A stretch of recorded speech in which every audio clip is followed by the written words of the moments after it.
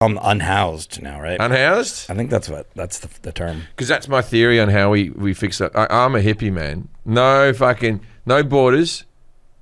No more countries. We get rid of it all. You get to live wherever. You've just been listening to John Lennon. I've always been like this. This is how I feel. I've fought to get into every country I've ever worked in. And I'm just like, man, you live where you live. But I've got one rule. So we have a world government. Yeah. Right? The world government. We have the dole. We have unemployment benefits, right? Because everyone's not going to be able to be employed, right? You can live anywhere you want in the world. Anywhere you want in the world. But you can't be homeless.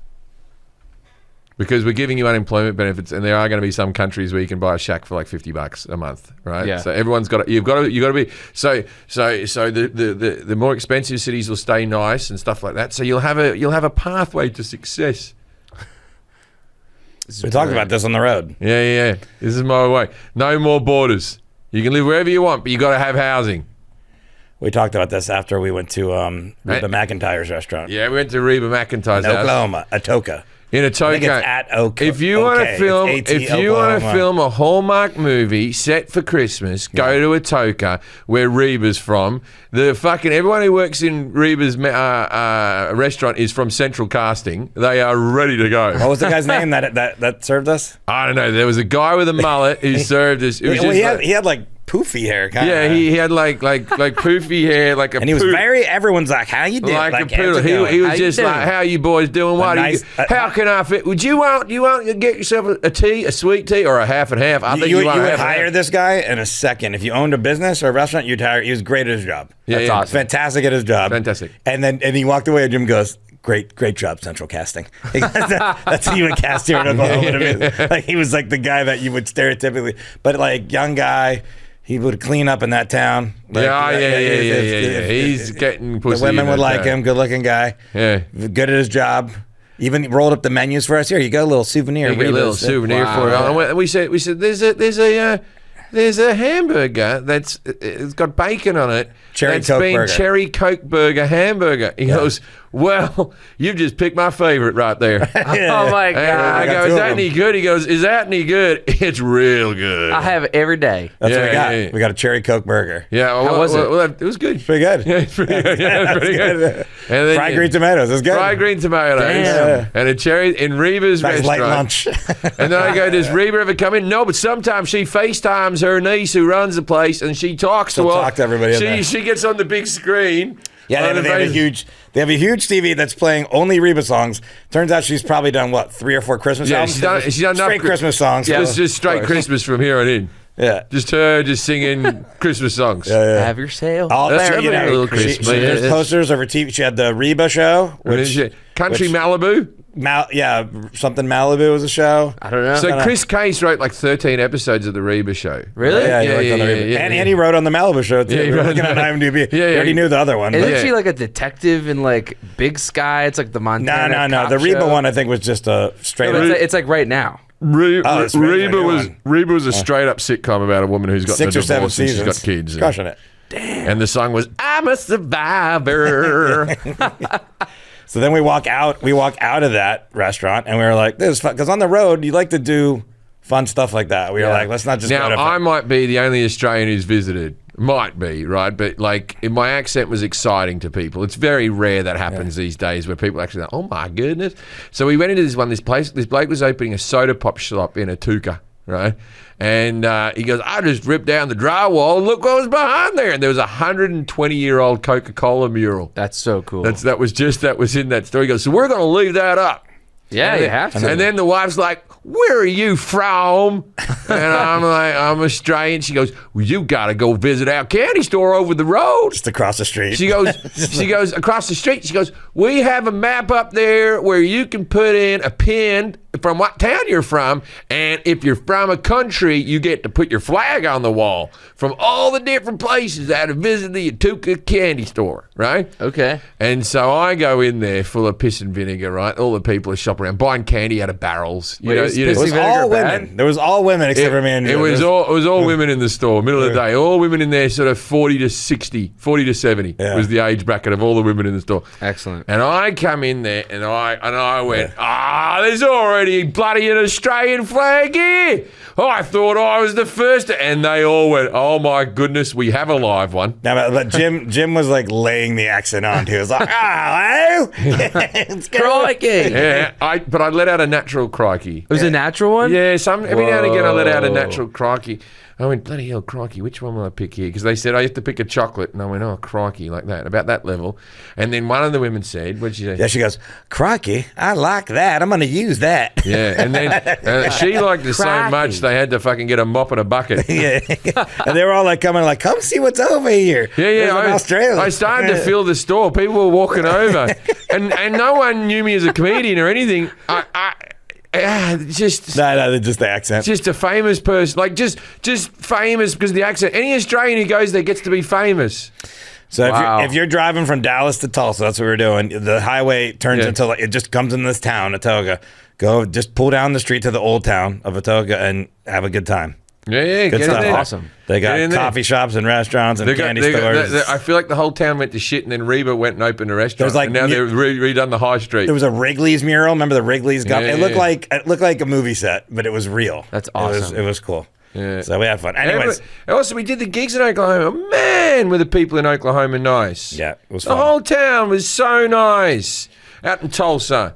Yep. Tulsa, man, I couldn't fucking. People were like, I can't believe we went and played blackjack afterwards, and we just had fucking just drunks come and sit next. Yeah, I to us. sat with you while you played blackjack, and there was a guy that was like, Jim Jefferies. So his wife had called an Uber, and he's like, come back, I'm playing blackjack. He goes, cancel it, Jim Jefferies, sit down, we're playing blackjack together. He was like blind drunk. He's like, I just want to play. That's awesome. All right, speaking of that, you got some upcoming shows here this week, December 1st and 2nd, Tyson's, Virginia, Washington, D.C. Tyson's, area. Virginia.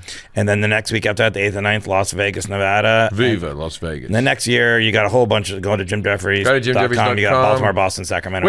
When's the one at the Ace Theater? We got to move Ace some Theater tickets in LA. is June 1st. Yeah. June 1st. That's my big gig in LA. I do one a year. Come on, June 1st. You'll have San Francisco the 30th and June 1st, LA at the Ace. But those are all, and you got everything on there: Colorado, Florida, South Carolina, Washington State. Etc. Yeah.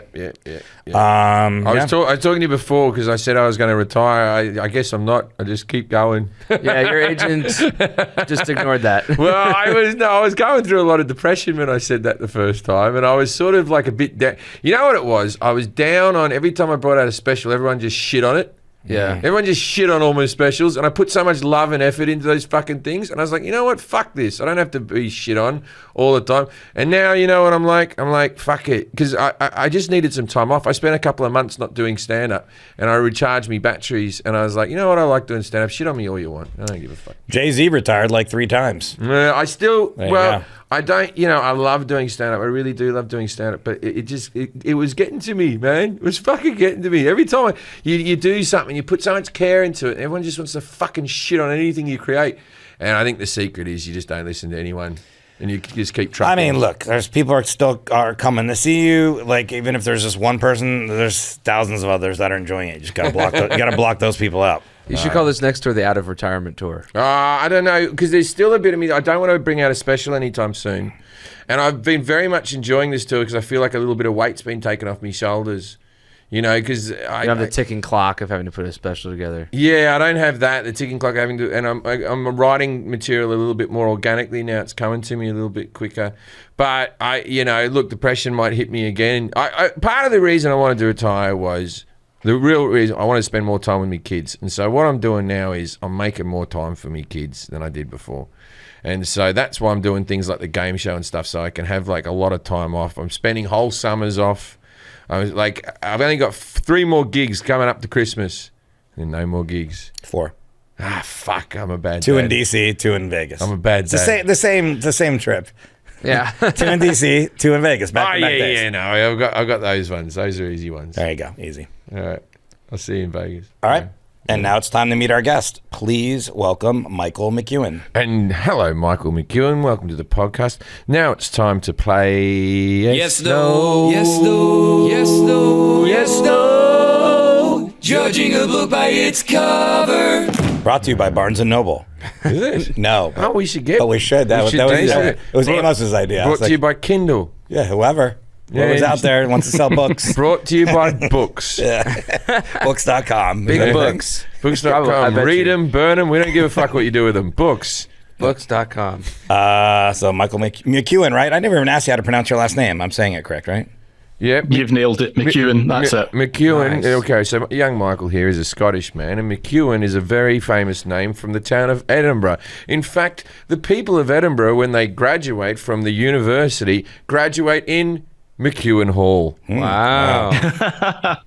Oh my word, nailed it. There was. We're not talking about any of this. What today, was the but name? keep What going. was the name of the comedian who was the first comedian to sell out McEwen Hall at the Edinburgh? That's right, me. So humble.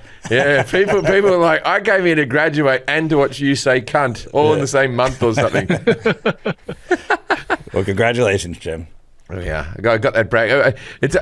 I did that about 18 years ago, and to get the brag in now, it's taken a long time. I played the long game. Yeah, that was a hoping, moment. I was hoping it was worth it. I was hoping someone else would bring it up first, but they just haven't. And I heard the words McEwen and I went for it. It's my time. I've been patient. Do you want to guess what Michael's here to talk about? My career at McEwen Hall. Wow, nailed it. Yay! I'd like to, but no. So he's Scottish. He's in front of a like one of those 80s carpeted wall backgrounds. He Might has be his house. He has a t-shirt. Yeah, no, but he has a. Well, this is the thing. He has a t-shirt with a badge and a thing. I'm going to say that he's here to talk about football, and he's in somewhere in a stadium right now where they hold like press type of thing, and maybe he works for the Hearts Football Club, which has the manager Jim Jefferies in it. Previously, so there's the connection. It's not what we're talking about, but if you can get a hold of That's Michael, incorrect. We'll do that. Good we'll do that guess, as another. but wrong. Yeah, Well, we'll do that as another episode. Jim Jefferies, the football manager, started showing up to my gigs in Edinburgh, right? And then they did a thing where I walked out at Hearts in front of the stadium, like, and here we go, we've got Jim Jefferies. And they go, that's the wrong Jim Jefferies. And I was like, what? And they gave me a jersey with the name, but he showed up at me gigs, and he's a good bloke, Jim Jefferies. He's all right, mate. But they had football. Yeah, he's a good guy. If it helps inform your answer, he is good friends with my former boss. Oh. I don't think that helps you. You're just trying to mess him up, Michael. Oh, he's good friends with your former. Maybe it does. I don't know. Okay, because he did manage in the Premier League. He managed Bradford there for a while before he got moved up to Scotland. I'm going to say we're going to be talking about the football team of Fulham FC. No, but we'll write that down. No. Write that down. I'll write that one down. I'm sure you would love to do that. Yeah, I don't know as much as you'd like. Fulham FC. Is it this football related? This is something. Oh, this is my thing. So Jim Jefferies kept on showing up, and all the Scottish people had chants. If you go against Jim Jefferies' team, you had chants about Jim Jefferies being a fat fuck. Right? But I didn't know about this. I just thought that I'd gone up to Scotland for the first time and these people had prepared songs. Right? And so it was Daydream Believer, and it was cheer up there, Jim Jefferies, oh, what can it mean? You're a great big fat fuck with a shithouse football team. Wow. And I was like, gee, I don't run this team. I was walking out now calling me a big fat fuck, and I was like, that's a bit much. Getting into this Socceroos like that. This is something. The topic is something that you do, but I don't know if you like it. Oh, hand jobs to the homeless. From my new charity, Hand Jobs for the Homeless. I didn't know you were into that. Shoot in the new year. That's our promotion we've got at the moment. I go around and I cheer up the homeless. Most of them don't need lube, just the dirt and filth on their penis will work as a type of slime that you can thrust your hand over the cock back and forth. Is it Hand Jobs for Homeless, Forrest? No. Okay. Not only you're humble, but It's a very nice charity. very empathetic. Yeah. Yeah, thank you. Changing lives. Thank you. Yeah. Now, something that you participate in, but I think you probably don't like it most of the time. Oh, voting? Yep. That's one of the things. It just seems awkward. Just let me tap something on my phone. Make it as easy as The Voice. I've done. Why do I have to line up and Text this register? number for the Text president this you number. want. Yeah, text this number for the president you want. You voted. Keep it to yourself. About 8 times. No, because it would That's be The Voice. registered Yeah. to your thing. Be registered to your phone. I've done this with you. Hand jobs for the homeless. Jack and I have done this with you. Forrest is the #1 giver for that charity. Oh, okay. Jack and I at the same time. have done this for me or with me? With you at the same With. time. Not sure if you like it. Jack and I and you and other people have done I this just together. scheduled. Oh, a lineup for vaccines. No, look at Vaccines. my hat. Golf. There you Yay! go. Played golf. No, Yeah. it's golf is the topic. Yeah. Haven't we done golf before? No, Just surely we've As done the topic? golf. No, we've never done golf. Oh, all right. I'm ready to go. I was trying to do golf, and then Michael reached out to me. Thankfully, he's a fan of the show, but he also is a golf expert. So. All right. Okay. All right. All right. I'm ready Michael to go. McEwen is the deputy editor of Bunkered, one of the UK's biggest and fastest growing golf media brands. Over the last 20 years, he has covered more than 100 professional golf tournaments, including multiple editions of the Masters, the Open, Ryder Cup, and the Solheim Cup. He has interviewed golf personalities ranging from Jack Nicklaus to Rory McIlroy, and once played 9 holes with Donald Trump. He puts pre-presidency in here, to be clear. And he is the host of the award-winning Bunkered podcast, and you can find Bunkered at bunkered.co.uk and on all social media channels like Facebook, Instagram, Twitter, TikTok, YouTube, Threads, and you can find the podcast there too. And you can follow Michael on Twitter at M McEwen, MCEWAN Golf. So I'm glad we got a Scottish person to give us this because it was invented in Scotland. I know. Hold on. Yeah. Tell us a little bit more about Bunkered, Michael. Yeah. Bunkered, that's the only nice sound you get in all of the UK. Hey-oh. That's why we called the magazine that. Yeah, Bunkered is a golf magazine that's extended into a golf media brand because of the evolution of the industry. And we've been going since 1995. Originally, we were a Scottish golf magazine, but now we sell on newsstands across the UK. So we're a golf magazine from Scotland, which we think is quite a nice a little USP. So I've been with the company for 20 years nearly. I started on April 1st, 2004, which coincidentally was the same day that my dad retired from his working life. And he's never let me forget it because Dad likes to think that he is the most successful writer in the family, even though he wasn't a writer. But he did, and Jim, you might appreciate this, he did write the Welly Boot song that Billy Connolly then made famous back in the day. So, there you go. big shoes to live up to, but that's what I do. And that's You what know we the are. song? Yeah. I don't know. I know Billy Connolly, and I've watched his stand-up, but I don't know. I watched Billy Connolly once perform for about 6 hours or so. I saw 2 shows at the Sydney Opera House. Yeah. And the second show, I figured it out. Like, he had a graffiti wall behind him, which was all like just like spray painted words and stuff, just like a wall out of the 80s. Yeah. And I was like, how does he remember? Because this is before I knew how to do stand-up comedy. I was like, how's he remembering all the jokes and stuff? Like, his set list was written behind him. In graffiti? In graffiti. That's And awesome. so like, he just needed prompts of different Yeah, words. yeah. So he'd finish it and go, so, you know, I remember when I was eating a sandwich. The punchlines were hiding in plain sight. Yeah. That's awesome. I mean, because how many times have you wish you could have that? Like, there's so many it's times. genius. And that's what our set list looks like anyway. If anyone ever found a set list of ours, it looked like some serial killer shit. chicken scratch. Yeah, just like random words. All right. Well, Michael, thanks for being here. I'm going to ask Jim a series of questions about golf, and at the end of him answering those, you're going to grade him on accuracy, 0 through 10, 10 being the best. Jackson to grade him on confidence. I'm going to grade him on how hungry I am, and we're going to add those all up. And if you score 20 with your 30, scratch your handicap. Scratch handicap.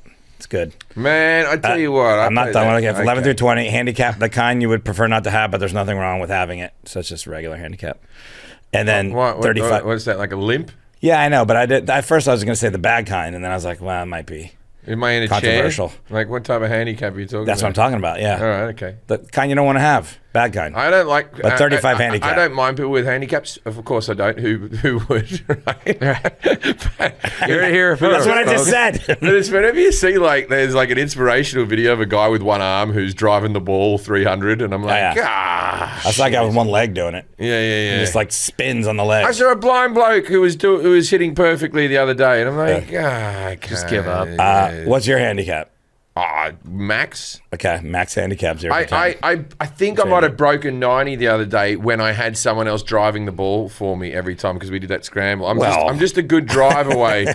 I'm just a good drive away from breaking 90. All right, here we go. When and where did modern golf originate?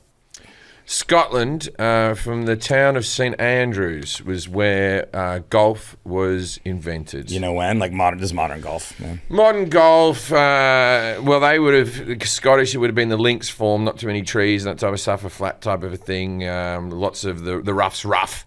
I would say, I reckon they were golfing before Australia was found. So I'm going to say on a professional level, they've been golfing for 400 years. Okay. How many holes are on a golf course? 18. Okay. When and where were 18 holes decided on as the number? It's too many, first of all. The game of golf should end at 13 holes. 9's not enough. You don't feel like you've done enough. After 13, you're fatigued too much and you stop giving a fuck if your score doesn't matter. Those last ones, you can really phone it in if you're not playing for anything. And 13 still, like, yeah. Okay. Opinions aside. Who decided 18 holes, or when and where was it decided 18 holes? Or like why? I You don't know? know. It would have been a Scottish person. Look, you need a lot of land. Scotland's got a lot of land. No one could have invented 18 holes in London, right? They would have invented 1 or 2 holes and gone, no, this is too much. All right. So I would say it was a Scottish bloke, 1642, after the why? The war Why of the 18? Celts. Why 18? The number 18.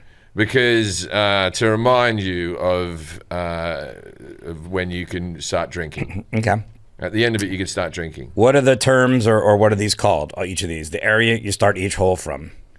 The tee box, What about the area with the hole?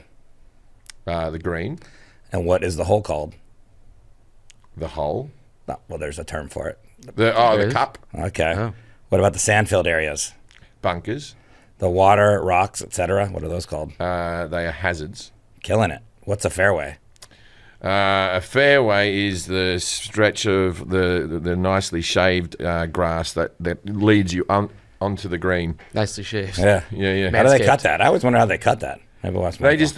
It's just like when you get clippers on your face and you take it down a gear. The Yeah, other one's still. up a They gear. take number 2 all around. They just manscape the whole place. What is a dog leg? It's a bend in the hole. What is a links course? A links course is a flat course, not much elevation, not much things, and it's pretty straightforward. There's not a lot of trees on the side, but the Why roughs is it called like, a links? The roughs all like really long grass. Okay. Because all the holes link together. What's the oldest golf course? St Andrews, Oldest in America. Augusta. Who was the world's first professional golfer? As good a guess as any. Who was the world's first professional golfer? Yeah. Whoever that bloke that Will Smith helped out. Matt Damon's character in Bagger Vance? Yeah, Bagger Vance. He was Okay. the bloke, Bagger Vance. All right. Is he the town or the person? I don't know. Bagger Vance. All right. Here's some easy ones for you. What's a birdie? It's 1 under par, Bogey. 1 over par. An albatross. An albatross is 3 under par. What about a condor? A condor is a hole-in-one on a par 4, which would still be an albatross, but because it was a par 4. That's as low as I can go for us, because I can't go a hole-in-one on a 5. That's ridiculous. It's physically impossible. So What would that be called? A hole in one. bullshit. It'd be called Yeah, bullshit. you're It'd be Kim called- Jong-un. Kim Jong-un's gone golfing again. Donald Trump did it at a svelte 140 pounds. Who Get the creates? fuck out of here. Who I create- got one of the 5. Who creates the rules for golf? Well, I tried to write a routine for years, and then you found like there was Robin Williams had already done a routine. Yeah. It's like, we got to also talk about this Idris Elba. So we were talking about him being James Bond, and then I was like, great, I'll give that a go. I gave it a go on stage, and then we went, we'll Google if anyone's ever talked about this. Bloody Trevor Noah's already done a whole Idris Elba James Bond routine. Oh. Fuck, comedy's hard. Anyway, so Try airplane food. I don't think anyone's done we're that. gonna find something. Someone has to tackle I'll that. find a unique take somewhere. That's okay. A lot of people Google gun control. Yeah, true that. Who creates the rules for golf? That would have been the PGA, the PGA, and then you got that one that the Arabs are doing it like that. So I would say the St Andrews Masters have the rules or something. Like the official rules for golf. Like, I know when we're playing, you're just kind of, yeah, but like, not even if you're just a professional, there still is like a set of rules that they say you're Vladimir McAndrews. Okay. That's not what I mean, but all right. We'll put Vladimir McTavish was a Scottish comic. So that's Vladimir McTavish. And I don't think Vladimir was his name. So I'm going to go Angus McDonald's. McDonald's, yeah. I think you got all of them. Yeah. Who creates golf etiquette? When I'm around you, it's you. Forrest, all right. Sometimes I think you make up rules. What if I'm not around? I'll be sneezing in a cut. You're not to do that between 13 and 16. I've never said that. You don't know. I don't know. What is the governing body of professional golf? PGA. Okay. How many clubs are allowed in a player's bag per round? I've been told this. 17. 17. How is a golf ball made? Like, and of what material? Plastic. There's a lot of like rubber bandy like things around the little center core, and I'm going to say that might be a cork type of thing. Cork. And do you know how they make it? Like machines. Yeah. They're not hand whittled. Not I anymore, know, at but least. there's a process. All right. What you is want to know how the best way to what- count all the dimples? You get a pen, you color them in as you go. That's the best way to do it. Otherwise, you count the same dimple twice. what is? Thank you for that tip. I think they could probably just find that out. How many? Is there? No, because they is there used a to be standard dimples, They used Michael? to be all standard dimples, and now like Yeah. you like the Pro V's have like different shaped different dimples. shapes. I think it helps with air. Michael, is it standard dimples or is there? It's all different. It varies from manufacturer to manufacturer, okay. there's some of them have like 332 dimples, others have slightly more. And Jim's Really? quite right. Sometimes you get hexagonal shaped ones, you get circular shaped ones. So dimples, as we'll come to, are kind of important. Yeah, Yeah, they stop the ball from going. Whoa! I Makes it once go saw farther. I once saw a video of one without dimples coming out of the machine being hit, and it just goes. Whoa! Doesn't go as far too. I don't Yeah, it know. doesn't go as far, and it can't. What is stroke play? like we a charity. got a joke, and then we can go. The stroke plays. What's the joke? It's the joke. It's his charity. Masturbating. Yeah. It's my charity. Hand jobs for the homeless. Hand jobs for the homeless. Yeah. Stroke play is one of the things we give. And then like this week only. One of the options. This week and this week only, we have thanks for giving your cum. Okay. Now in golf, what's stroke play? Similar. You win by a stroke or lose by a stroke. It's win or losing by strokes. What about match play? Match play, you go by holes. Okay. What is the Stableford scoring system? Yeah, look, I'm not a pro. You don't think you have to be. I'm going to There's say certain that tournaments that use this. that would be using the handicapping people. Okay. Do you know that one, Jack? No, I've never heard of that. What is a handicap? It's how many strokes you get given because of the average of the amount of times that you play golf and the score you get. So that if you wanted to play a person who was good versus a person who was bad, you could give the bad person, the good person, some extra strokes on top, or take off on the other person, so that the game would be even. And so it's calculated how then? It's calculated by what you on average get over par. So like if you're like, so a par's like 72, 73 or whatever, 72, right? So if you're getting 86s or whatever, your handicap will be 14. What is a slope rating? That would be, it also depends on what course you've been playing. But what is it? What does it mean? It means you're playing on a slope, man. It means like not everything's the world. In this world, you have ups and downs. Here we go. Yeah. Depending on where you're standing on the slope, what's happening with you? Maybe You're you should- going up, you're going down. Maybe you should specify what you mean by slope. Yeah. In golf, slope rating is a thing that Yeah. you would define. Yeah, But it's not a hill. okay. What is a stimp worry meter? Right? What is a stimp meter? Well, it's 100 centimeters. All meters are the same. Yeah. Yeah, but Stimps has one extra. Yeah. It's a stimp meter. It's a regular meter. You can gussy it up with other language all you want, but a meter's a meter's a meter. A Ross meter, Yeah. Tom meter. Yeah. What is a caddy's A job? Ren and stimp meter. What is a caddy's job? Well, it's to make me feel like a moron as far as I can. It's to go, oh, you're using that club, are you? Yep. All right, then. That's not what they should be. That's not how they should be doing it. The Nugent boys, me and my brothers, were sent to be caddies. This is what we used to do back in the old days at Pimble Golf Course, right, in Sydney. I don't know if they would. What they would do is you go play golf, and then they'd have a whole lot of 12 and 13-year-olds would line up in front of you, and they'd walk along and they'd check your arm to see if how sturdy a young man you were. Oh my God. And then they would give you a golf bag, and you would have to carry the golf bag around for these men in the woods. And at the end, they'd buy you a Coca-Cola, and they may tip you $10 or something like that. You know? Well, I was going to ask you, how much does a caddy make? A professional caddy, I'm talking about. Not Well, if you paid, you paid. That's what professionalism is. So let's do the range. So $10. Well, that's like how much does a comedian make? We all know it can go from $10 to $150. No. Professional caddies. How much do they make? What, like the Tiger Woods professional caddy? Doesn't matter. Any of them. Yes. Okay, so Tiger Woods one. Does he have to cover up infidelities or anything like that, or is he strict? Tell me what you know about caddies. I'm asking questions. I need this information for us to find out. He's hiding all the bodies too. Okay, so he has to. But also, does he have to pay for his travel? He has to go.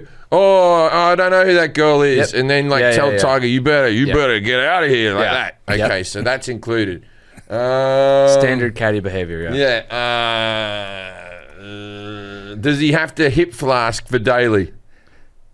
Like, does he have to add him? Okay, he has to do that as well. Do that, yeah. Okay, and he plays every day of the tournament. He plays 1, 2, 3, 4. Yeah. Like if you make it, does he get and the days before the qualifier rounds too. now? If you get knocked out at the beginning, does he still get paid for the full week? I think he should be guaranteed for all the He's guaranteed no matter what. So it's in his best interest for you to get knocked out, but he doesn't want you to get knocked out too early because then you'll start pointing the finger at him. Correctly. Okay, so an ideal caddy world, he works 2 days and you almost make the cut, but it's something stupid you did. Yep. For the week, you want the week or you want his yearly? Yeah, week to week. Okay. Okay, for a week, he's going to make $4,000 a day. For caddying in a tournament for Tiger Woods, you get $12,000. Okay, I think that's all wrong, but we'll see. There's good math. Name the major championships. You do other tournaments as well, not just that. You make yourself about $200,000 a year if you're any good at it. Name the major championships. The Masters, the Australian Open. That's not tennis, but okay. The US Open. Yeah.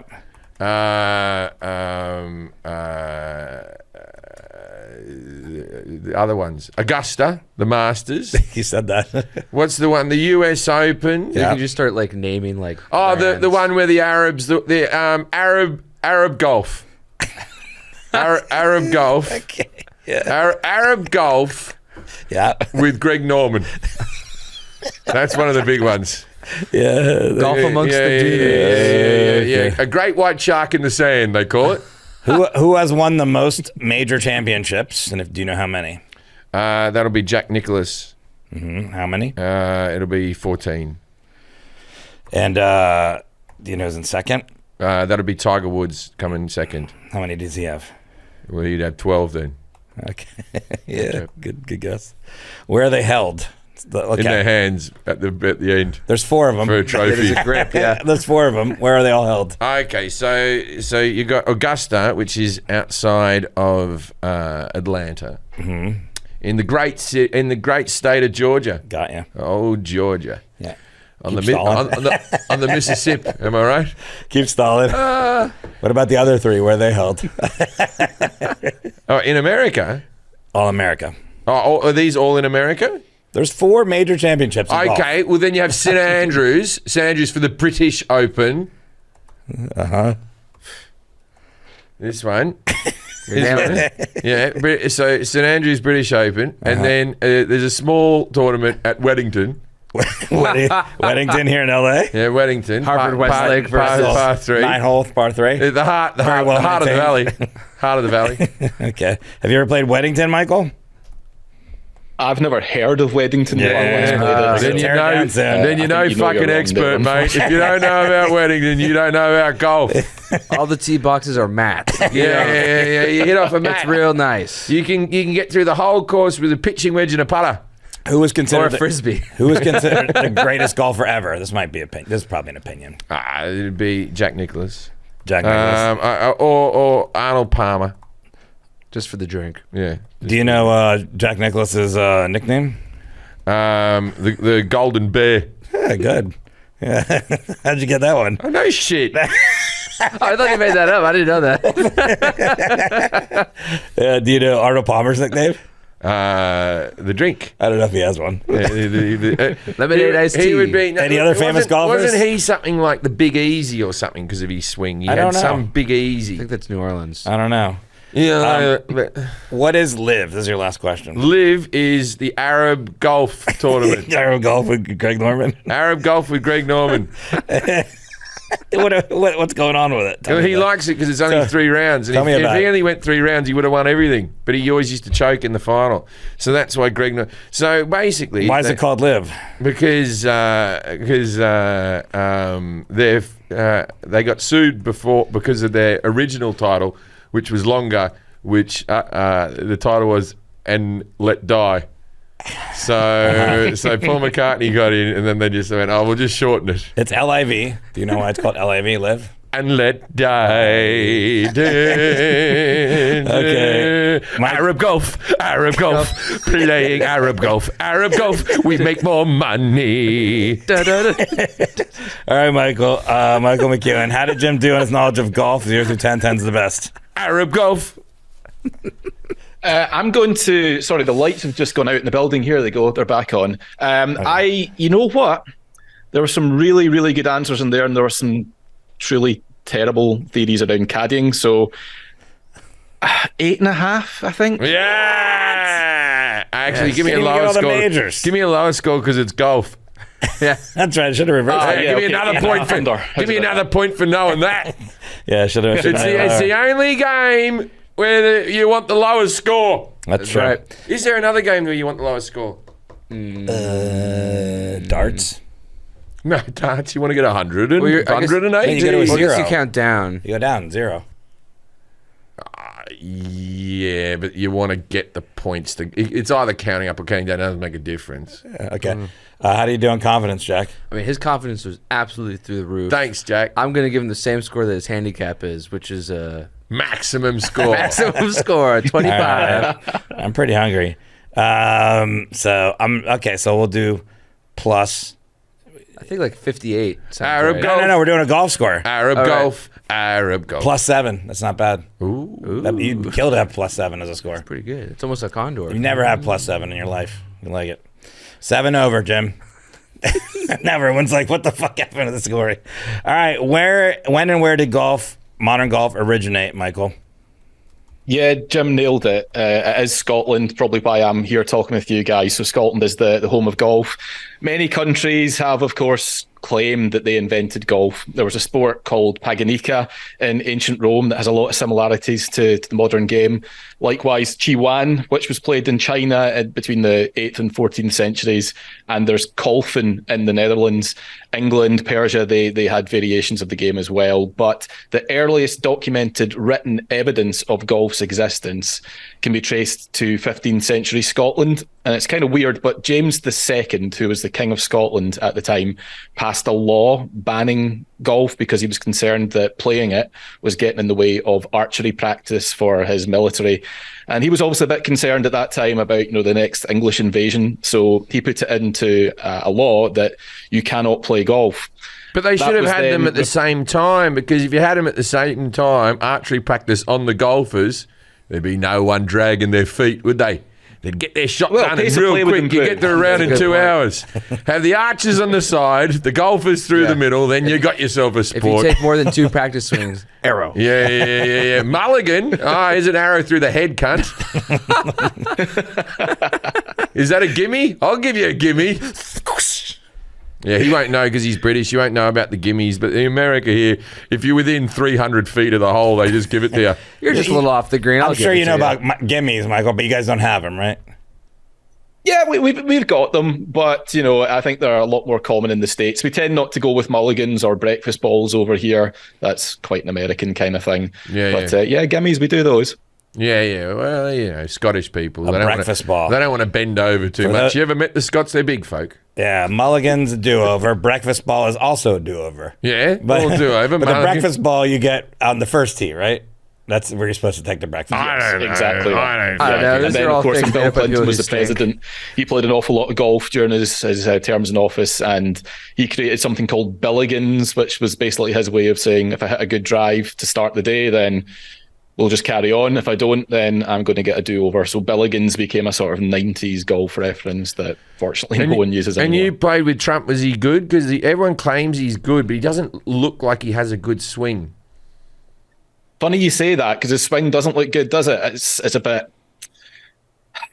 The nicest way I can put it is he's got a bit of an old man swing, but he's sneaky good, I have to say. We only played 9 holes. We played at his golf course up in Aberdeen. And yeah, he was more than decent. I was pleasantly surprised by just how good he was. And you know what? Everyone always asks me, did you see him cheat? Is it true that he cheats? I'd love to say yes, because it's a better story, but the truth is I didn't see him cheat once. So yeah, he's only playing his own. He plays a lot. He's playing his own fucking course. That's cheating enough. Yeah. I know, but it's so funny. Look, you play me Spider-Man pinball on my home turf, you can't beat me. Yeah, look, I'm not here to defend Trump in a lot of ways, but with golf, it's like everyone except pros are cheating, I feel like. By cheating, I mean it's like you just nudge your ball a little bit, like I'm not going to hit out of that rough or something. Yeah, I'm on like a route. I don't want to hurt my club. Yeah. Whereas the pros with that, they have to hit it no matter where. No, I don't deny he'd be a good golfer, but he doesn't look like he's a good golfer. No, he doesn't look that athletic. Because like when you saw like George W. looked like he really drove the ball. He looked like he had a good swing on him. Is Obama good? Oh, I don't know. There's no. Obama was decent, left-handed golfer, I think, and he was okay when he came into office. He was absolutely brilliant by the time he left office, because he played a huge amount of golf as well. But he's very obsessive about it, and he's played a lot in retirement. He was over in St Andrews a few years ago playing. Fun. All right, how many holes on our golf course? Jim said 18. That is correct. Yeah, nailed it. I mean, you get a lot of 9-hole golf courses as well. I think roughly 1 in every 5 golf courses in Scotland out of the 550 we've got is a 9-hole golf course. There's a few 12-hole courses as well, but yeah, 18 is the standard number, so he's nailed it. Wait, we played at 12, remember, on your bachelor party? Yeah, that was that. Out in the desert there. Yeah. Was that only 12? Yeah, it was 12 or 13. They said, you can go around and play 5 more. And you did. You were like, now we're good. I got some big golf ahead of me this month. My brother's coming out to see me, and so my brother likes golf. So we're playing, what do we got booked in? The Win. We're doing the PGA one in Palm Springs. Yeah. Cool. And and my friend Chris Case is taking us out, and we might be doing one of the country clubs out here. So very exclusive. So we got 3 big uns. When and where were the 18 holes decided on, and why? Yeah, this is a bit of a funny one. So St Andrews, the old course originally was 12 holes, but 10 of which were played over the same set of fairways, both out and back. So you had a grand total of 22 holes. So that is 2 of them were played once per round, the other 10 were played twice per round for a total of 22. And eventually, I think it was mid-18th century, like 1750, 1760, at that time, the first 4 holes in the course, the locals decided, you know what, let's just combine those into 2. That would be a much better way of playing it. They were a bit too short, they figured. So when they did that, with the changes they'd already made, going out and back, they ended up with 18 holes. So that, as I say, was sort of mid-18th century. It took a while for other courses to fall in line and to make that standardised. And when the Open Championship started in 1860, it was originally played at Prestwick, which at the time, down in Ayrshire, at the time that was a 12-hole golf course. It then moved to St Andrews, where there was 18 holes, and just gradually over time, 18 became standardised. So there was no real line in the sand that this is it, we are doing 18-hole golf courses. St Andrews was the standard bearer, and eventually everybody else just kind of fell in line with what they did. Have you ever heard I don't know, because I obviously wasn't there, but have you ever heard the Sean Connery St Andrews BBC executives story?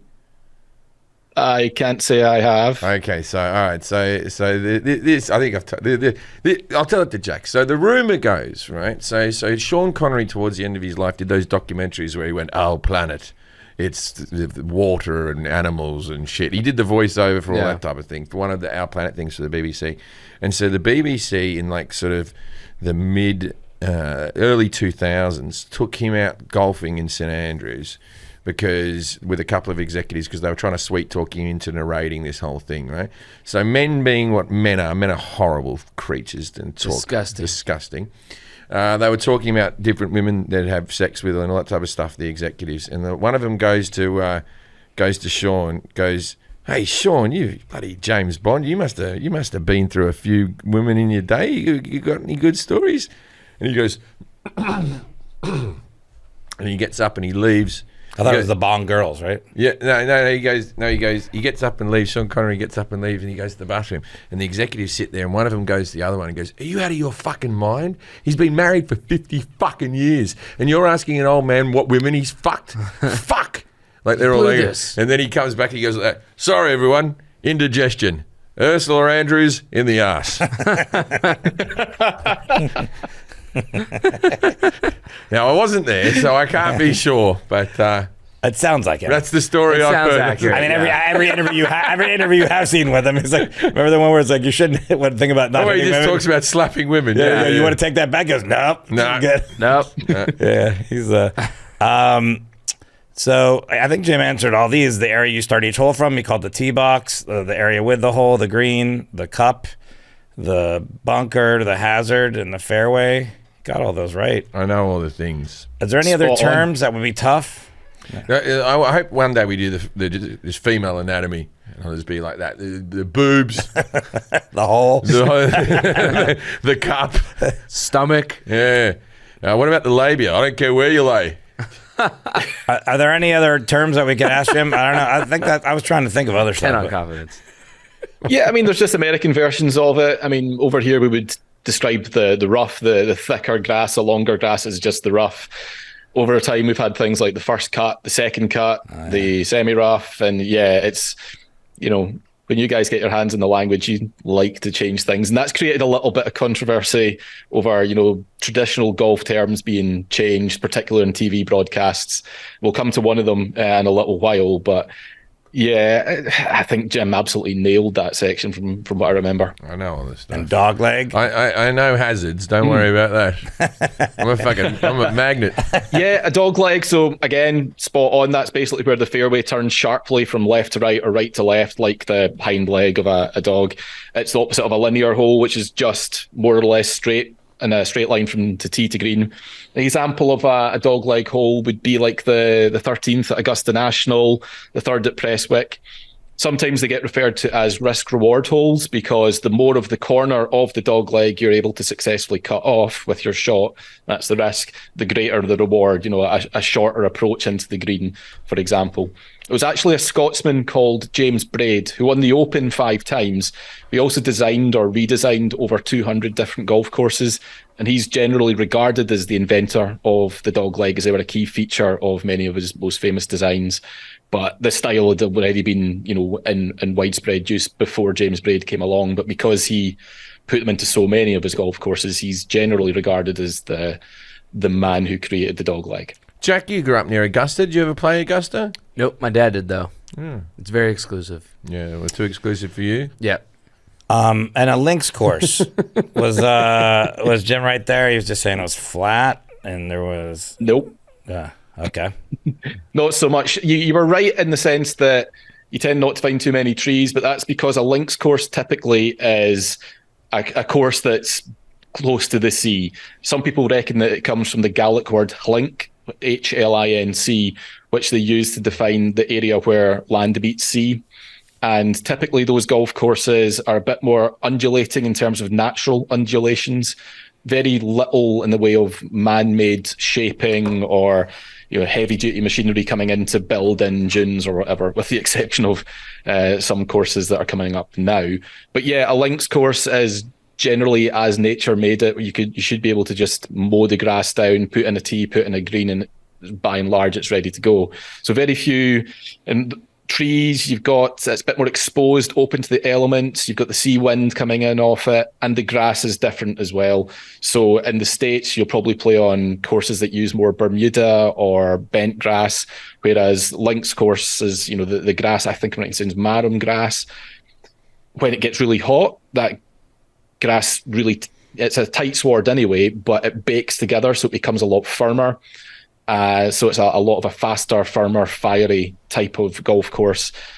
The general rule of thumb, and this is a bit of a cliche, but people say that, with a links course, the best way to play it is to keep your ball as low to the ground as you possibly can, as opposed to, a typical American golf course like, say, well, let's just say Augusta National, where you want to try and play it high through the air and drop it and stop it. A links course is quite different. Very common in the UK, particularly here in Scotland. Worm burner. I think I'm right in saying Ireland is something like 2/3 of the world's total links courses. And they are typically used for the Open Championship. And has the temperature ever gotten hot in any of those countries to make that grass clump together? Define hot. I mean, sometimes it gets 22, 23 degrees Celsius. But no, I mean, from time to time, yeah. I mean, the Open Championship. You guys must just be sitting around drinking out of fucking coconuts while you play. Holy hell. Getting so balmy up there. I think of classic Opens of the 90s when, Greg Norman, he won a couple of Opens. When I think of him at his best, when I think of, Tiger Woods or whoever it might be, the classic Opens are the ones where the fairways and the greens are yellow or brown because they are so burnt out. I remember but that. Again, that's just, that's optimal conditions. That's what you want for an Open Championship. But we have a links course the here. weather in Scotland doesn't always lend itself to that. We have a links course at Rustic Canyon. Rustic Canyon. It's not near the ocean, but it's exactly what you described. I never knew that's what it was like. They just use the natural area. There's no trees. It's wide open. It's really fast. Yeah.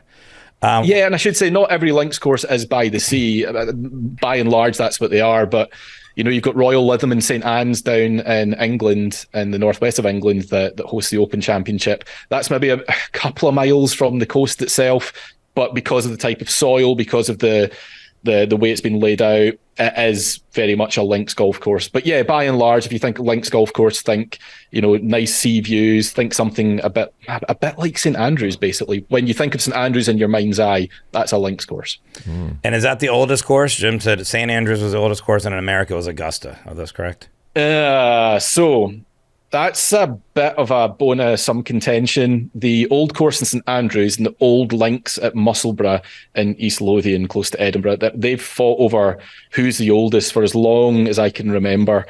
But the Guinness Book of World Records has given it to St Andrews because of a charter that goes back to 1552 for a guy called Archbishop Hamilton. That's the earliest evidence of people being allowed to play golf on the links of St Andrews. Basically, that charter was principally a license to allow the Archbishop to continue to breed rabbits on the links, but it also allowed for locals to continue playing golf, football, shooting, whatever else it was that they wanted. So officially, according to the Guinness Book of World Records, St Andrews the old course at St Andrews is the oldest golf course on the planet. But if you're ever in Musselburgh, just be careful how loudly you say that. So this is the thing about golf, right? There's never been a sport ever made that has needed more equipment. And I'll include fucking sailing, right? It's just, I'll include Formula One driving. I'm sure those cars have less parts than a bag of fucking golf bag, right? Because so how did it get off the ground to begin with? So you're saying, they could play golf there. So who makes the fucking clubs? Yeah, and what were they hitting with? It was like wood sticks. What ball were they getting? There was no pro shop. What were the It's funny what were because the club original making goes back centuries. They've been making. It used to be old bow makers for archers. They started making golf clubs, and that's where James IV, who ultimately repealed the ban put in place by James II. This was repealed, that ban, in 14 57 actually, 1457. They repealed that in 1502 when the Treaty of Glasgow was signed, or the Treaty of Perpetual Peace, as some people call it, which was basically a ceasefire between England and Scotland. They just agreed, you know what, centuries of fighting, we've had enough of this, we've got to stop. So they signed this treaty, at which point James IV, who was in power by that point, said, yep, okay, we're going to start playing golf again, you're no longer banned. And he actually was the very first person who we have documented evidence who bought a set of golf clubs. He got them from a bowl maker in Perth. Not Perth, obviously not Perth, Australia, but Perth, Scotland. I've gigged, so he got them from there. So yeah, it was like bowl makers that were making it. And then, you know, as the game became a bit more popular, we'll come to the first professional in a second, but as the game became a bit more popular, these individuals who were playing golf decided to start making the equipment themselves, from hickory shafts and, you know, golf balls stuffed with feathers. In fact, old Tom Morris, who was in St Andrews, he's widely regarded as like the grandfather of golf. He, as a young boy, played with a wine cork that had nails hammered into it. And, you know, the legend has it he would go up and down the streets of St Andrews whacking at this, you know, rudimentary golf ball with sticks. So golf club technology has come a long, long way, and you're right. There's obviously an awful lot of equipment that gets used these days. You do need lots of different parts to play the game, but yeah, I mean, they've been making all kinds of golf clubs going back centuries. Yeah, and the oldest course in America is it not Augusta? No, it is not. That's another contentious matter. Augusta's actually only been there since the 1930s. It was and they fit all that racism in that small amount of time. The racism was there. It was built on the racism. The top golfers of, let me guess, who built the course. He retired at the age of 28. He and a golf course designer called Alistair Mackenzie, they sort of co-created the course. So it's been there since 1930-ish.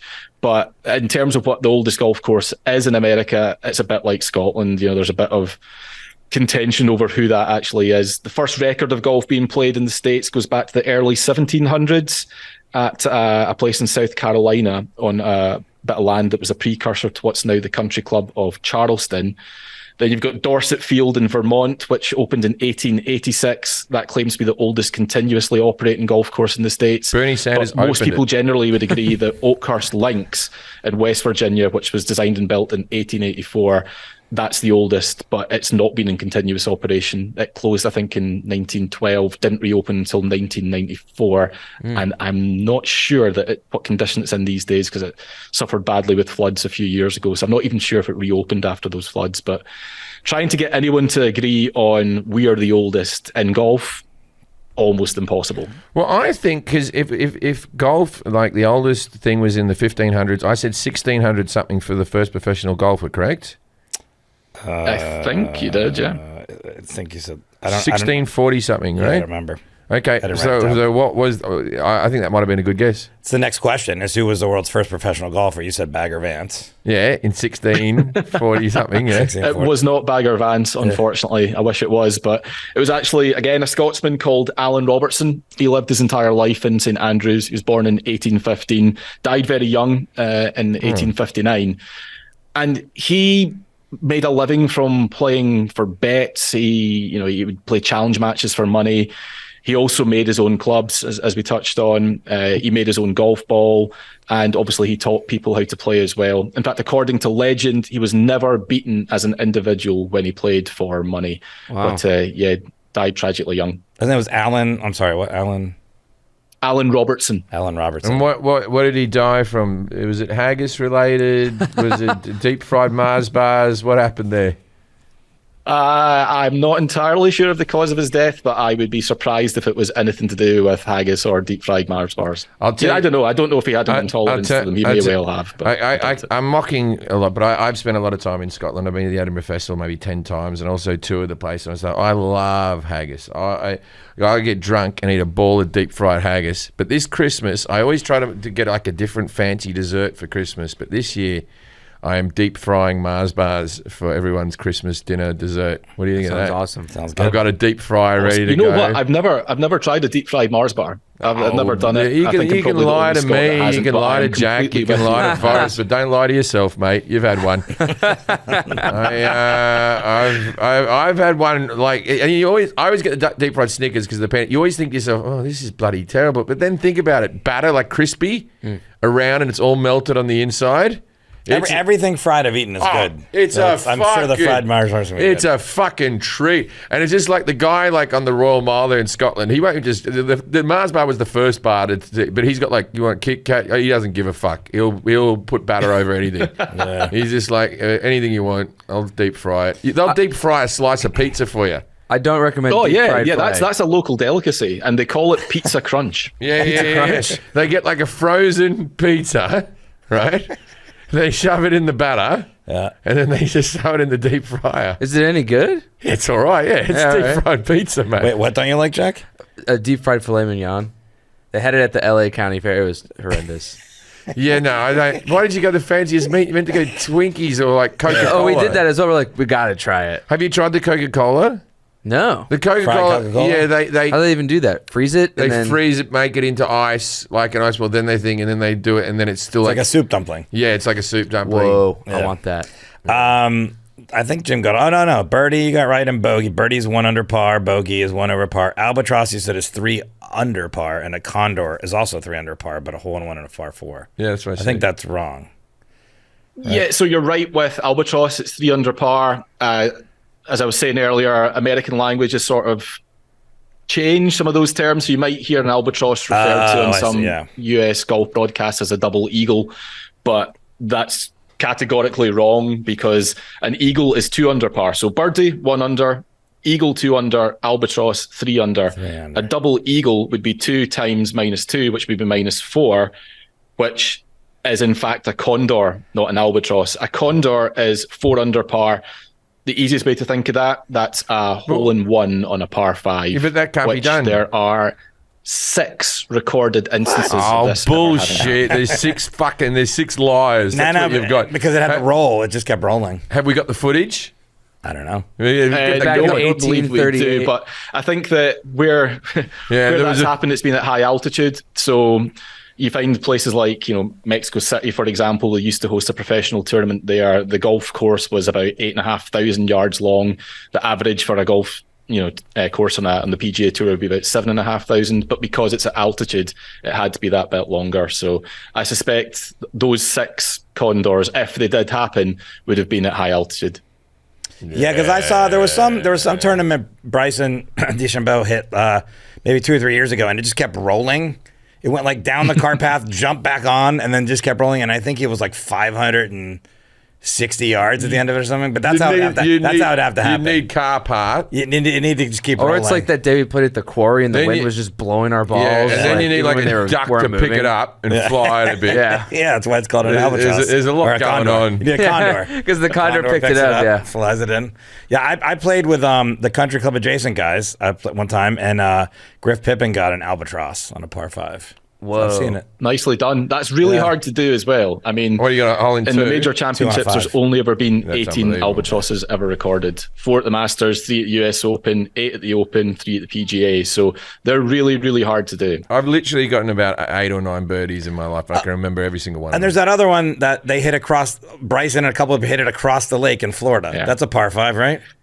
Yeah, so that was technically he at could get the that, Arnold yeah. Palmer Bay Hill Invitational. Yeah. Bay Hill was Arnold Palmer's home club, and they have an annual PGA Tour event there. Yeah, so going back a couple of years, Bryson, when he still played on the PGA Tour, he's now jumped ship for Live, but when he played on the PGA Tour, he went down this route of trying to bulk up and to see if, by becoming bigger and faster, if he could translate that into much bigger drives.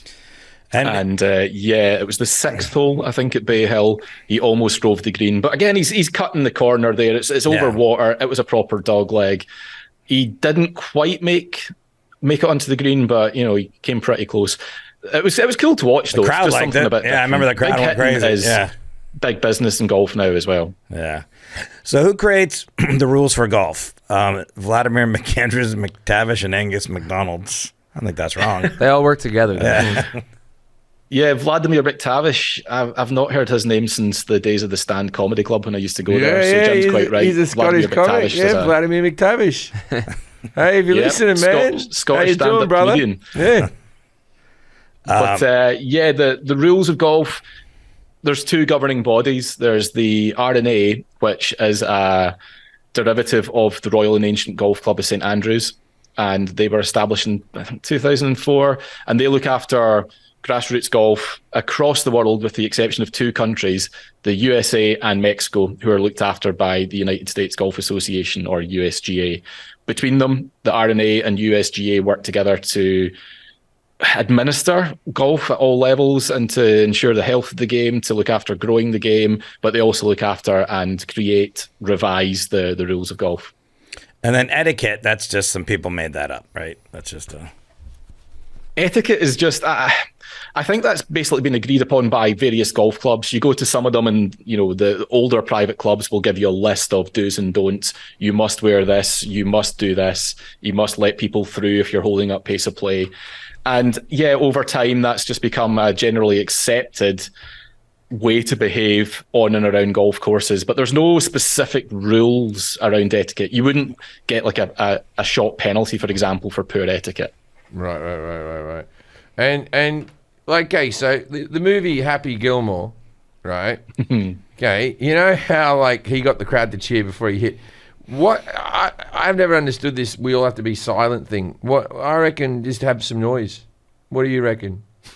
Yeah, I mean, you know, there are some players who quite like having a bit of noise. You go back to the Ryder Cup. I think of 2012 at Medina, Europe playing the USA. I think of Bubba Watson when he's about to tee off. Usually the crowd would be shushed and told to be quiet, and Bubba just turned to them and went, "No, come on, make some noise," and he G'd them up and he teed off to like this deafening volume. Ian Poulter for Europe then did exactly the same. So by and large, you're meant to be quiet and respectful, but if a player wants you to make some noise, then I think you should make as much noise as you possibly can. And same with the fucking tennis, man. Yeah. Tennis, just let rip.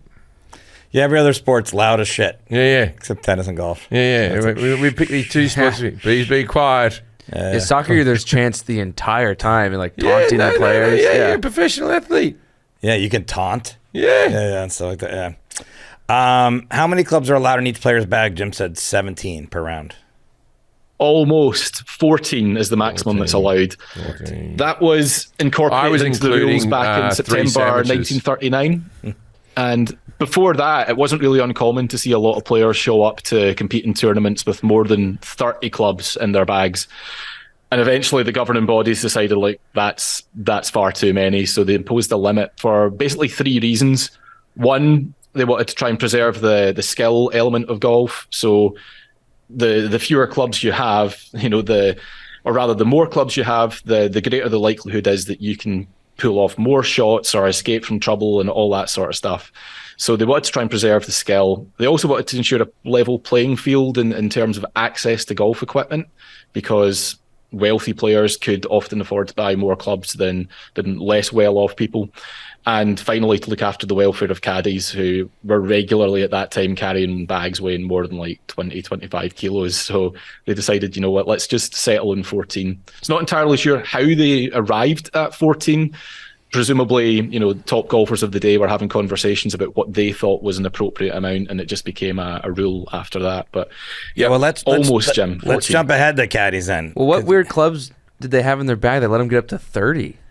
They had them all, dude. What other clubs existed? If you think of like the ones with blades that are just like for this, example, they've all got different lofts, so their faces sit at slightly different angles. So they would have had ones set at 45 degrees, 46 degrees, 47. Jeez. And I think people just decided, you know what, that's too many. Yeah. Let's stop that. Yeah, the poor caddies. So that's why I wanted to jump over to the caddies real quick. How much, what is their job, first of all, and how much do they make? Jim said they make you feel like a moron. He made $10. If you're going to cover up Tiger's infidelities, you get $12,000. Yeah. They want you to miss the cut. They make about $4,000 a day. How do you do there? Yeah, so different rules for different caddies. The very top players like Tiger Woods, for example, his caddy would be on a salary. The general rule of thumb is that a caddy would get around about 10% of a player's earnings over the course of a week. So yeah, if a guy makes $1 million by winning a golf tournament, his caddy's walking away with $100,000. So that's the general rule of thumb. Not every player sticks to that. Some are more generous. Some are considerably more stingy. Some will look after their caddies in terms of their hotels expenses, their travel. Others won't. Some caddies are stuck to one player for a period of time until the player decides that it's not working anymore or wants a change and fires them. Other caddies kind of just hang around the tour hoping to get a bag every week. You know, one week they'll be caddying for one guy, the next week they'll be caddying for somebody else. But yeah, the very top players, Rory McIlroy, Tiger Woods, guys like that, Cam Smith, they all have full-time caddies. Cam Smith. That's it. It's the Australian. So they want them to make the cut then because they're making 10%, right? Well, yeah. I mean, if you don't make the cut, you're not making any prize money, and 10% of nothing is nothing, I guess. So, yeah, it's in the caddy's interest for the players to be around for all 4 days or all 3 days on Live, for example. And they really know, because I know I always hear that they really know golf. Really, they're probably good golfers themselves, right? They have to know all that, and they have to get there like 2 days early, right, or 3 days early, or to the tournaments. Yeah, so PGA Tour, DP World Tour was called the European Tour, but for sponsorship purposes, it's now the DP World Tour. Before Live came along, they were the two main men's professional tours, and they would be 72, for the most part, 72 hole stroke play events every single week. And those tournaments would start Thursday, around each day, conclude Sunday.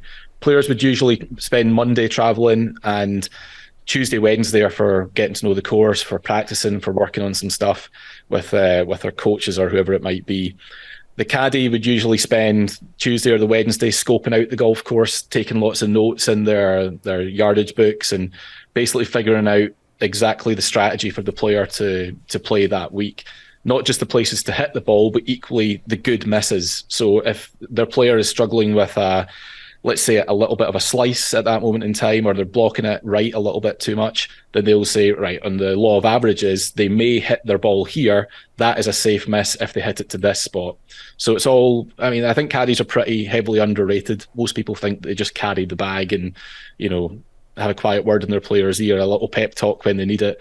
But the work they do is really, really detailed. And it's basically they carry the bag, but also give the player all the information that they need in terms of exactly where they are on the hole, exactly where they need to hit the ball, allowing for things like slope differences and wind direction and so on, the moisture in the ground, to give them everything they need to make an informed decision to execute the shot that they're capable of. In fact, Bryson DeChambeau, we were talking about earlier, at the Open Championship at Carnoustie, in 2018, he even had his caddy spritzing his golf ball on the driving range with water out of a little, one of those little spritzing guns to simulate dew in case he got an early morning tee time. So, yeah, they're the unsung heroes, really, caddies.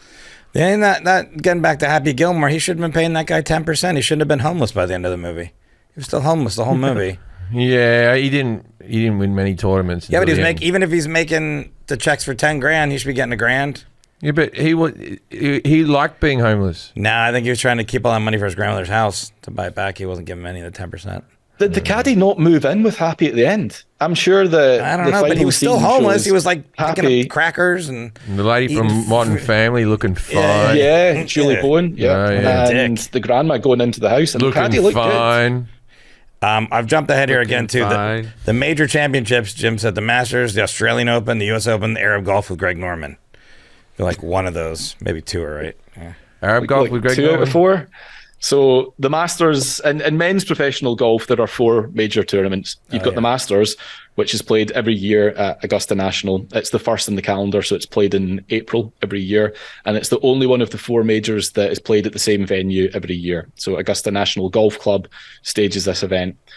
The second one in the calendar is in May, and that's the US PGA Championship or PGA Championship. That's administered by the PGA of America. And that goes to various different courses on a bit of a rotation. It used to be the final one of the season, but to give the PGA Tour's end of season finale its place, they moved to a new place in the schedule. So they're now in May. June, you have the US Open, which is governed by the USGA. That's generally regarded as the toughest of the four men's majors. And I think it's really because the USGA historically has had a bit of an obsession with par as a winning score rather than an average score. So they do lots of things to their golf course in terms of how they set it up to make it brutally difficult. Really narrow fairways, thick, gnarly rough, lightning fast greens. And generally you see players struggle to shoot under par. An under par winning score there is both rare and extremely impressive. Again, they go in rotation. And the final one of the year is the Open Championship. Not to knock our friends in the States, but you guys might refer to it as the British Open. It's not. It is the Open Championship.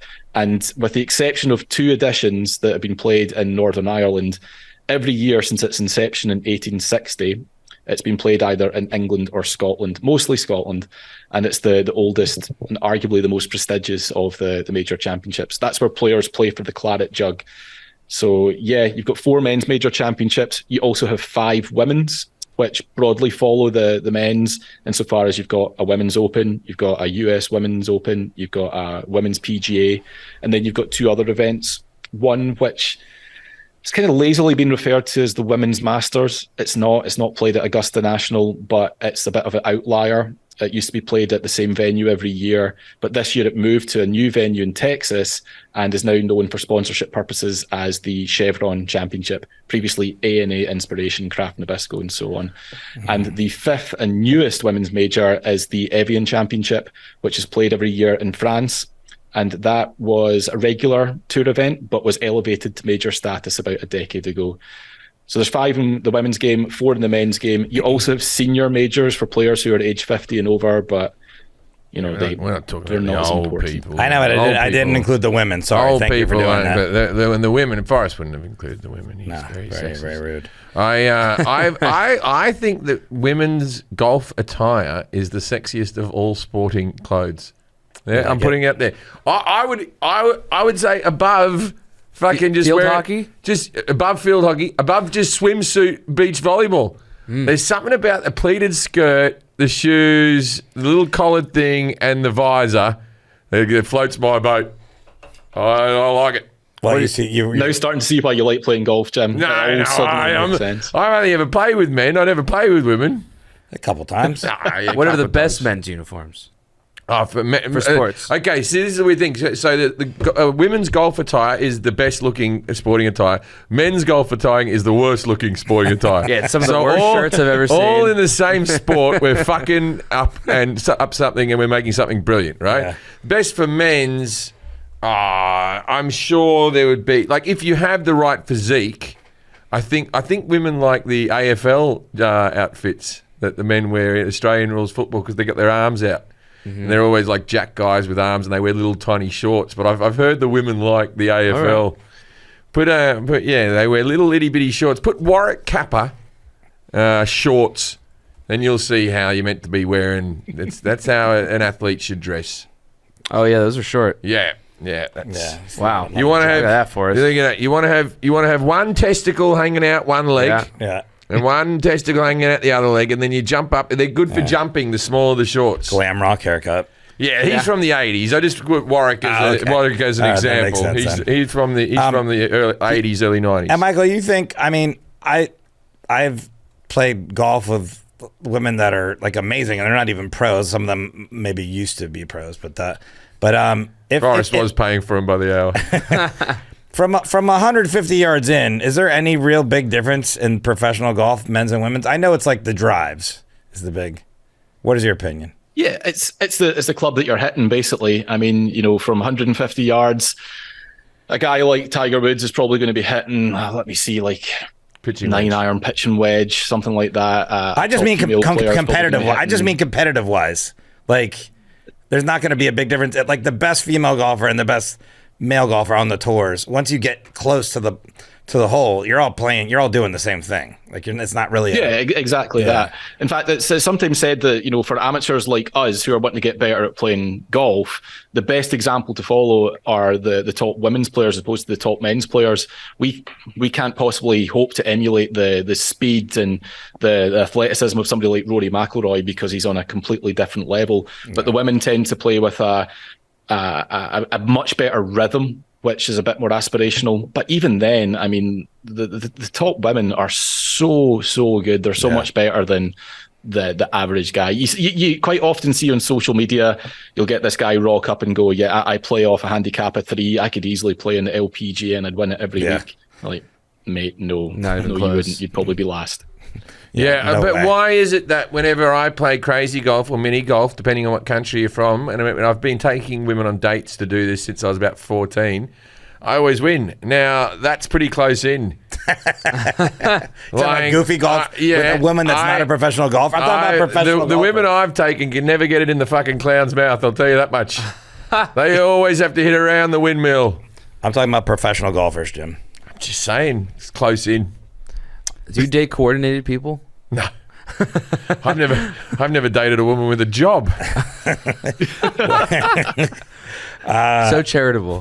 Different types of play. Stroke play, match play. Jim said stroke play is hand jobs for the homeless. Crazy golf. Win or lose by a stroke. And then match play is match by holes. And Stableford is using the handicap. What are all these different kinds of... Hand jobs for the homeless. Yeah, so stroke play, kind of there. I mean, stroke play is just essentially the person with the lowest score over, whether it's 18 holes, 36 holes, 54, 72. The person with the lowest score for the number of shots that they hit wins. So, I don't know, like 69, 68, that's going to be 2 or 3 under par. Yeah. If no one else beats that, you win, but you've hit 68 shots to get there. That's 9 Match holes. Play, that's not so much about the golf course, it's player versus player. So, for example, Jim, if me and you are playing a golf course, you finish the hole in 4 shots and I finish it in 5, you win the hole, so you would be 1 up on me. I assume this is a par 3 and you hit it into the water, because that's the only way that would work out. So you have match play. Listen, there are so many different versions of golf. You've got bingo, bango, bongo. Oh, bingo, bango, bongo. Video killed the radio star. How do you play bingo, bango, bongo? So that's a points-based game that can be played by a group of 2, 3, or 4 players. Basically, bingo, bango, bongo awards a point for 3 different types of achievement. So you get a bingo point, that's who gets it on the green first. You get a bango point, and that's who gets closest to the pin once all balls are on the green. And the bongo point is for who holes out first. At the end of the round, the player with the most points wins. They don't play this in the bingo, bango, bongo. I like that one. Yeah, I like that. You know what game I like? I like when we play Wolf, because you can still be last. Yeah, Wolf is good. And you can still win Wolf. Do you know Wolf, Michael? Yeah, you get that. There's a lot of different betting games like that, but bingo, bango, bongo, Tommy Bahama, pretty popular. You're thinking Stableford, though. Stableford's out with stroke play and match play. Stableford is like the number one, scoring system that you've got. And basically, it's an alternative system that was invented in the late 19th century by a guy called Dr. Frank Stableford. He used it for the first time at Glamorganshire Golf Club in Wales in 1898, and then it was subsequently used in competition at a place called Wallasey Golf Club in England in 1932. Rather than counting the total number of strokes taken, Stableford gives you points based on the number of the strokes that you've taken at holes. So, for example, par, you get 2 points. Bingo. For a birdie, 3 points. Bongo. 4 points for an eagle, and so Bingo. on. The good thing about Stableford is that basically you can have an absolutely horrific score on one hole, and it doesn't matter a great deal, because you get 1 point for bogey and 0 points for double bogey or worse. Bongo. So you could have a 15 on a hole. Bongo. In stroke play, that's awful. It's going to ruin your day. But in Stableford, it doesn't matter so much. So the objective is to try and have the highest score, which is quite unlike other traditional golf scoring methods. And a slightly modified version of that is used once a year in the PGA Tour at a tournament called the Barracuda Championship. That's the only event I can think of off the top of my head that does use Stableford. But yeah, stroke play is the most popular. It's the most frequent on the tours. Match play would be for things like the Ryder Cup and Solheim Cup, President's Cup. And yeah, after that, at amateur level at least, you're talking Stableford. And then Jim said what handicap, we talked about that's calculated strokes, average strokes, your scores and stuff. But the slope rating and stimp meter, Jim said slope rating is basically the measure of a golf course's difficulty relative to a bogey golfer. So that's somebody whose handicap is between 20 and 24 versus a scratch golfer who plays off 0. Slope rating, it's really quite involved and detailed and a bit dull, so I won't go there. But essentially, But it's how hard a uses course is. Yeah. it uses this algorithm to assign a course rating of between 55 and 155. The higher the slope rating, the more difficult the golf course is going to play for a bogey golfer. A course of average difficulty would have a slope rating, for example, of 113. Augusta National, which hosts the Masters, has a slope rating of 148. Then Pebble Beach, 144. So, yeah, bottom line, it's just measuring how difficult a golf course is. What do you believe is the greatest golf course on earth? What? Because everyone's always says Pebble Beach or Augusta or something like that. Like, what is the golf? If you had to play one golf course and that's it, you die, you explode at the end of the 18th hole. Which course is it? That happened in April when I played Augusta National. But you exploded So one on of the the cool things 18th about going to hole. the Masters and covering that is that all accredited media can put their name into a hat, and on the Saturday they draw out, I think it's either 24 or 28 of the 500 people there. They draw them out of a hat, and on the Monday morning after the tournament finishes, you get to play the golf course under Sunday conditions. So yeah, I've been, this year was the third time that I've been, and I got drawn to play it. It had always been a lifetime ambition for me to play Augusta. It was the one that I wanted to. It was also the one that I figured I probably never would. It was absolutely mind blowing. But the problem is, it has kind of ruined golf for me because I've only played twice since then. The first time I played was at my home club. I walked off after 15 holes because I was just a bit bored. It's this isn't Augusta National. And then the second time was at a work event in England in May. Same deal. I managed to complete the 18, but I'm going, that's like when I had sex with Christy Brinkley in the 90s. Yes. Ever since then. Yeah. It's been very Relatable. hard for me. I can't. I just try to have sex with other people. I'm like, ugh. Where'd you have sex with Christy Brinkley? Well, Christy Brinkley. It was backstage at a Billy Joel concert where Billy Joel was on stage. She was still married to Billy Joel, but I was singing During along, Uptown Girl? I was singing along to Uptown. Yeah, during Uptown Girl, I had sex with Christy Brinkley backstage at a Billy Joel concert. What a story. How have I never heard this? Well, I don't like to kiss and tell, and it ruined me for sex for all other women. Because I remember 3 weeks later I was having sex with Elle Macpherson. And I was like, this is bullshit. Yeah, because not music. Yeah. Still hot. Oh no, Billy Joel was still singing in the corner. That's a whole other story. That's a different podcast. It's cocaine. Tune in next week, folks. The That was true though. That's how Billy Joel met Christy Brinkley. He used to date Elle Macpherson, and she said he was a good guy, and then that's how he met Christy. Well done, Billy. For every kid who's ever wanted to stop piano lessons, I want you to hear that story. Let that really resonate. Billy Joel was having sex with Elle Macpherson. He breaks up with her to date Christy Brinkley. That's some good piano playing. and singing. Piano Man. Let's see. We did that question. We did a stimp meter. Liberace could have fucked any woman he wanted. He was that good. They didn't want to. That's how you know that homosexuality is a real thing. Liberace. Yeah, Liberace, he could have had any woman he wanted. He could have probably. Probably. He just wanted Matt Damon or whatever that movie that was. I've never segued from that into what is a stimp meter, so this is going to be a really underwhelming answer now after that. But a stimp meter is basically used to Uptown determine Girl. how fast or slow a green is running. So when you hear someone say the green is stimping at 13, that means it's running at 13 feet. And the device itself looks like a bit of a funny looking ruler, and it's laid on a flat piece of the green, and a ball is put in a little latch at the end of it. It's slowly raised, and then when gravity kicks in, the ball releases, rolls down the stimp, and then runs out, eventually coming to a full stop. You can repeat that process 3 times, then go to where the balls have ended up and repeat it 3 times from the other way. The average of those 6 balls and how far they travel is the stimp reading. So yeah, if it rolls out to an average of 13 feet, then the greens are stimping at 13. Isn't it It's easy? basically just so that people have a better understanding of how fast or slow greens are from one week to the next. Isn't it easier just to go out there and hit a few balls and then you'll know? You'd think so. Yeah. Yeah, what is the gym? It's always worked for me. We've never checked the stimp meter, but Yeah, I'm sick of carrying my stimp meter everywhere with me. the greatest golfers ever. We didn't ask who won the most majors, actually. Jack Nicklaus, 14, Tiger Woods, 12. And then there was And then we Kathy talk about the Ireland. I had greatest sex with golfers her for ever. a week as well. Yeah, maybe both those will fall. On your So- stimp meter. Almost right. Jack Nicklaus has won the most majors. He's won 18 of them. Tiger Woods is second most with 15. I wasn't far off. And pretty close. Not bad. But the question about who's the greatest of all time, again, Bag it's a of pretty ants. subjective thing. It's going to be opinion. People will say that, well, Jack Nicklaus has won the most majors, therefore he's the best golfer ever to have played the game.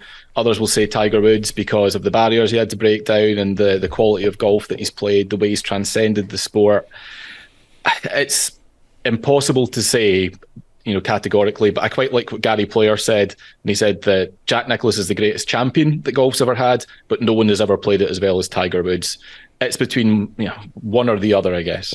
Yeah, because, they weren't yelling racial slurs at Jack Nicklaus, I don't think. He was a golden bear. How hard do you think it was for him? Did you see any other golden bears out there? The man was an island. Speaking of which, I had sex with Kathy Ireland. Oh, wow.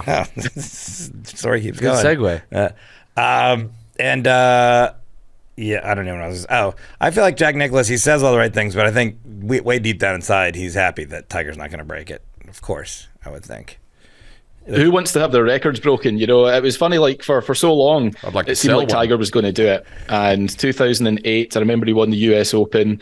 That got him to 14, and he completed that tournament. So it went to an extra day. So it was him and Rocco Mediate, an American golfer. They tied after 72 holes. The way the US Open was at the time, the playoff was an extra 18 holes the following day. They were still tied after that. So they'd go to a sudden death playoff. I think Tiger won it after 91 holes that week, but he was seriously badly injured. He did his knee ligament. He had a stress fracture. He wasn't in good condition coming into it. So that wrote out the rest of 2008 and a good chunk of 2009 for him. 2009, Thanksgiving weekend, the sex scandal happens. The aura that Tiger Woods played with, this,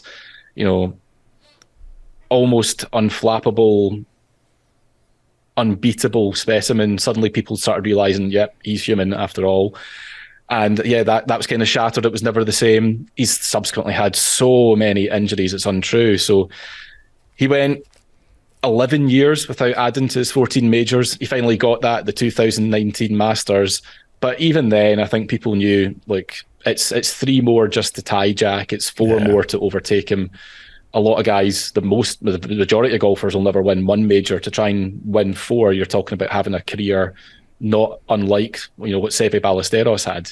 One of the greatest players ever. He won 5 majors. So everyone kind of accepted, probably about 10 years ago, Tiger wasn't going to break the record, which it's too bad because we all want to see some cool stuff happen, and as I say, we all figured it was going to happen, but not to be. All right, and then the last question was, what is LIV? Jim said Arab Golf with Greg Norman, and it was called Live and Let Die, but then they shortened it to Live. And then I sang a song. I know. You got to get the answer probably. About half right. Arab Golf. LIV Golf. Arab Golf. Arab Golf. The new kid on the block, I guess. So it's funded by the Public Investment Fund of Saudi Arabia, and it is trying to create an alternative tour for players to play on. So unlike the PGA Tour and the European Tour, which have a schedule of events that are mostly 4 rounds, 72 holes, LIV's come along and it said, right, we don't want to have that. We're going to have 54 holes instead, so just 3 rounds. And, tell you what, players can wear shorts if they want to. You can't wear shorts in the PGA Tour. They're like, nope, they can do that. Yeah, but that's a They've country also of people decided who wear they're gonna have pajamas shotgun everywhere. starts. So rather than players teeing off on the first in a sequence, they have every player tee off on the golf course at any one time.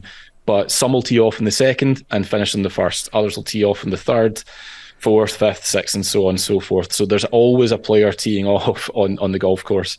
It's a bit controversial for a number of reasons, not just sporting, because they come in with so much money and they've prized a lot of the PGA Tour's most valuable assets away, such as Bryson DeChambeau, Phil Mickelson, Brooks Koepka, Dustin Johnson, Sergio Garcia. It's taken a number of these players away from the established tours and claimed them for themselves. The tours themselves, the PGA Tour and European Tour, have reacted very angrily to this. The PGA Tour has banned any player that's gone and played on LIV indefinitely. And yeah, I guess there's also some geopolitics involved as well with Saudi Arabian funding. The Public Investment Fund's one of the largest sovereign wealth funds in the world. There's not much that they can't buy. There's rumours that they paid Phil Mickelson $200 million just to join, that Dustin Johnson got roughly the same. So players were enticed with massive, massive checks to go and play on. I'll join for two. You and me both. I'm there. Two But it's... Like you're saying I'm not 1% as good as those other guys? Yes, I'm saying that. My scores are within fucking 20 shots of them. I don't think you're 1% as good as any of those players. He's funnier. I'm only 30 shots off them. I'm 30 shots off them. You're 30 shots off them on easy courses. 30 shots off them. Playing from the not the forward tees, but I the want middle 1% of what they've got, 1%, and I'm only 30 shot different, and I can improve. They're not going to get better for us. You're not 30 They're not going to start shaving loads. They're at their peak. You're not 30, I'm not at my peak. You're not 30 shots different, all right? Over the course of 4 days... Don't listen. Over the course of 4 days, you would be plus 120. Some people get their kicks stomping on a dream. Yeah. Those guys can't play Weddington But for you shit. know I'm going to change my tune when I'm playing live golf Plus in June. 130. That would be your final weekly score. In 2 days, you'd be plus 70. 2 million. Think about that. I've been on TV. I'm TV ready. Yeah. Look at him. All right, well... Liv, talk to we're waiting Liv. for your call. You Your take move. You take the Saudi money? Fucking... He took Hillary Clinton's. Yeah, and I'll put fucking cigarettes on the side of my golf bag. and it'll say underneath, for kids. Strawberry flavor. All right. Oh, and it's called... Will I take the live money? I think I've taken money in Saudi Arabia before. Just asking. Whatever Hillary sends me. When I was making the Jim Jefferies Show and Hillary used to send me the money, wherever she got the money from, Yeah, and I assume there was just some terrorists who just gave it to her. Probably. Right? So wherever Hillary Clinton sent me the money, and she definitely sent me money because I'm not joking, Hillary Clinton used to send me an envelope You look at the every camera week now. Yeah. on the Jim Jefferies Show, Yeah. and I was a puppet. Came with her panties, remember? It was the money and some Hillary Clinton panties in there. Yeah, stop trying to joke around. I'm trying to say something serious. Sorry. So wherever the Clintons, my friend the Clintons, word up. Hey, Chelsea. That was a secret. That was a secret. Oh, boy. Oh, yeah, it's called Live because 54, right? That's why? 54 holes? 54? Pretty much, yeah. The company that basically founded Live on behalf of Golf Saudi is a company called Performance 54, but Roman yeah, numerals. 54 holes as well. I don't know if it's related, but Greg Norman was born in February 1955, so conceived in 54. Don't know if that's got anything to do with it, but I suspect not. Yeah, I don't think that's how it works, is it? No, it's 54 holes. Probably so it's not. 54. Live. I know, but but I don't think Greg Norman went, I was conceived in 54. Yeah, maybe. It's like I was conceived in 76. Yeah, that'd be too many holes. It's not my, 76 would be too many holes, yeah. All right, now it's time of our And I was show. conceived by Greg Norman. Dinner party facts. Or ask our expert to give us a fact, obscure, interesting they can use to impress people about the subject. What do you got first, Michael? Claudia Schiffer. Had sex with her as well. So Jim actually hinted at this earlier on, but the late Kim Jong-il claimed to have shot the lowest round of golf ever scored. So it was in 20, wasn't it? 1994 when he was 52. He was playing at Pyongyang Golf Club, which is a golf club in North Korea, and he claimed to have carded a round of 38 under par, which included 11 holes in one on the 7,700 yard championship course at Pyongyang. Not only that, it was his very first ever round of golf. Wow. Listen, there's no video Beginner's evidence luck. of it, but North Korean state media said it, so it must be true. He also invented the cheeseburgers. That's pretty cool. Is that what they said? Really? Yeah. Well, that's what he claims. Yeah, he created it. Wow, there you go. What a day First for Kim round. Jong-il. I didn't know it was his first round of golf. God, he's 38 good. hours. He's really good. What was his second round like? Beginner's luck. Yeah, he fell off the wheel. he retired. Real He small. hit a 45. 25 over. Pathetic. All right. Well, if you want to hear more of Michael and talking about golf, listen to his award-winning Bunkered podcast. You can find everything on bunkered.co. It's on Facebook, Instagram, Twitter, TikTok, YouTube, Threads, everything. You can find it. And also follow him on Twitter or X, whatever the kids are calling it today, at M McEwen Golf. Thanks for being here, Michael. Pleasure. Loved it, guys. Thank you very much. Keep up the good work. Thanks for being on the podcast, brother. We appreciate it. Well, you know everything about golf now. Everything.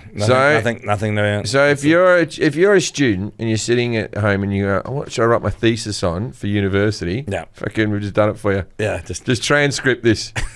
Turn it in. Transcript this. Take the part out about fucking Christy Brinkley, probably. No, I was gonna say leave that in. I don't. You're so. We made love. Sorry. Fucking. Oh. And then she's like, he'll be busy for 3.5 minutes. That's how long the song is. And I went, I only take 2. Wow. You want to take us out? If you're ever at a party and someone comes up and says Jim Jefferies had sex with Christy Brinkley, go, I don't know about that, and walk away. Good night, Australia. Jim Jefferies, comedian, not Jim Jefferies. No, the football manager definitely did it. That's what you were talking about. Yeah. All right. Good night, everyone.